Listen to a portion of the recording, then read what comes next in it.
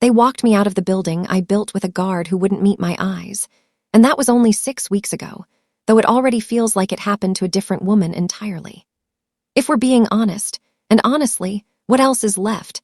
The whole story really begins 11 years earlier in a drafty rental above a laundromat, where a space heater sparked and nearly burned down my life's work before it had even properly started.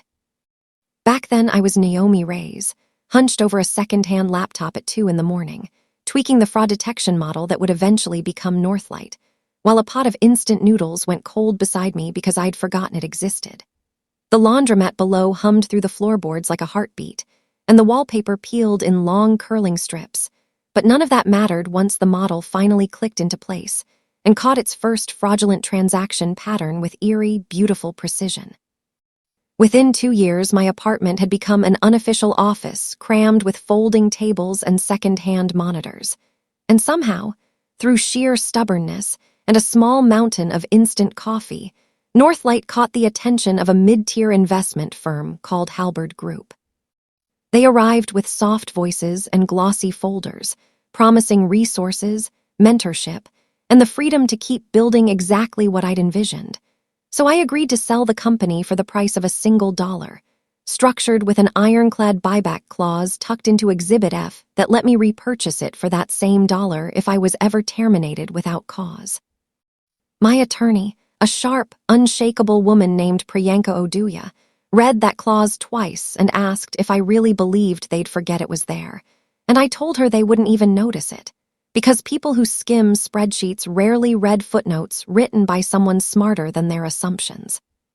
She was right to be skeptical, and I was right to be confident, because 18 months later the new CFO, a square-jawed number cruncher named Weston Kettering, and the newly appointed chief brand officer, a woman named Delphine Ashworth, who once informed me that the word algorithm, tested poorly with focus groups, had both signed off on my continued employment without ever flipping past the executive summary. I stayed on as head of product vision, a title that sounded important and meant almost nothing, watching as innovation meetings slowly transformed into branding retreats, where engineers were no longer invited to speak about the products they'd built. The shift was gradual at first, the way a tide pulls sand from beneath your feet without you noticing until you're suddenly underwater. And it started with small absurdities like repainting the engineering floor in a shade Delphine called contemplative lavender, because she believed it would reduce burnout. Then came the renaming of our fraud detection dashboard into something called Trust Buddy, complete with a grinning cartoon shield mascot that Weston insisted would make our banking clients feel emotionally safer, even though every actual client I spoke with found it borderline insulting. My best data scientist, a brilliant and increasingly exhausted woman named Farah Nkemelu, cornered me in the stairwell one evening and whispered that she'd received 3 outside offers in a single month. And when she asked what was happening to the company, all I could honestly tell her was that I was watching closely and taking notes. The breaking point arrived during a quarterly strategy review, when Weston interrupted my presentation on client retention to announce that Delphine had prepared something more forward-facing for the board's attention. What followed was a slideshow titled From Data to Delight, featuring our once serious analytics platform reimagined as a candy-colored carousel of emojis and encouraging phrases. And when I laughed out loud in disbelief, Weston turned to the board and suggested, almost casually, that perhaps my role no longer aligned with where the company was heading. Nobody used the word fired that day, but the air in the room had changed permanently, thick with the unmistakable scent of a decision already made behind closed doors. And I drove home that night feeling strangely calm, like a woman watching her own house catch fire from a safe distance across the street. That night I called Priyanka and told her to prepare the paperwork, and her response was simply, "Copy that, I'll have it ready within the hour." Because after 11 years, she understood exactly what silence like mine actually meant. I withdrew a cashier's check for $1 and sealed it in a plain white envelope, tucking it into my desk drawer beside an old photograph of the 5 of us huddled around our very first server rack, all of us grinning like idiots who had no idea how hard the coming years would be. 3 weeks later, my former intern turned product manager, a loyal young man named Tobias Wren, slipped into my office and whispered that my name had appeared on a confidential layoff list scheduled for the following quarter, and I thanked him quietly, already knowing exactly what I was going to do the moment they made it official. The termination meeting happened on a Thursday afternoon in a conference room so cold it felt deliberately staged, with Weston and Delphine seated shoulder to shoulder like they were posing for a corporate holiday card nobody wanted.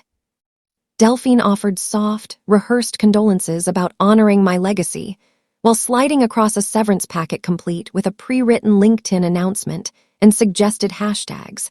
And I signed nothing, said almost nothing, and simply asked the HR representative whether security would be walking me to my car or just to the elevator. That same evening, Priyanka overnighted the envelope containing my $1 check, along with a 4-line letter formally invoking the buyback clause under Exhibit F. And by the time Weston finished his morning espresso 2 days later, the company he thought he controlled had already legally changed hands. Weston reportedly laughed when he first skimmed the letter, dismissing it as an empty gesture from a bitter former founder. But by Tuesday afternoon, the general counsel, a precise and unflinching attorney named Odalise Marchetti, delivered the news that the original merger had never been fully finalized and that the buyback clause was airtight and fully enforceable under Delaware law. Within 72 hours, word had quietly spread among Northlight's original client base, and longtime partners like Reginald Acaffer from Ashcombe Bank began reaching out directly to ask whether I intended to keep operating independently, promising their loyalty had always belonged to me and not to the rebrand. By the end of the week, Weston's inbox was reportedly a graveyard of canceled contracts and nervous board inquiries, while Delphine published a strange, meandering post about resilience in leadership that nobody bothered to comment on. I spent that week signing a short-term lease 2 blocks from the old headquarters, in a sunlit office with exposed brick and absolutely no motivational posters, while resumes from my former team flooded in faster than I could read them. Farah wrote simply, "Tell me when and where, I'm bringing the whole data team with me."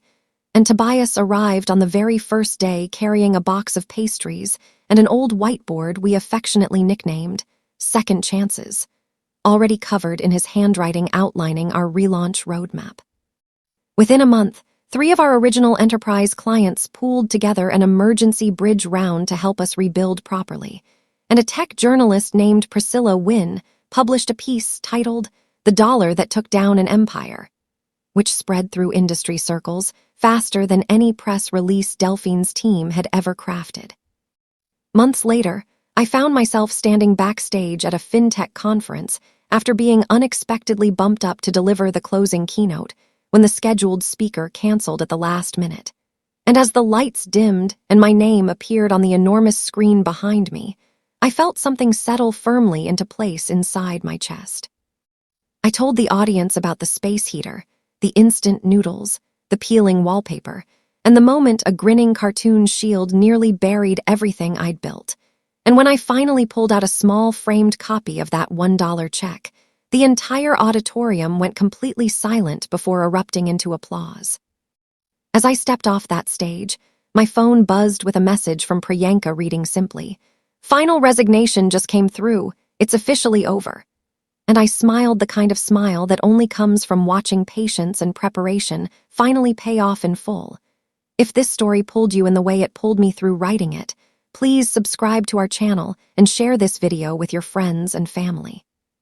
We create entertaining and inspiring stories for our viewers, and your support helps us continue making great content for you.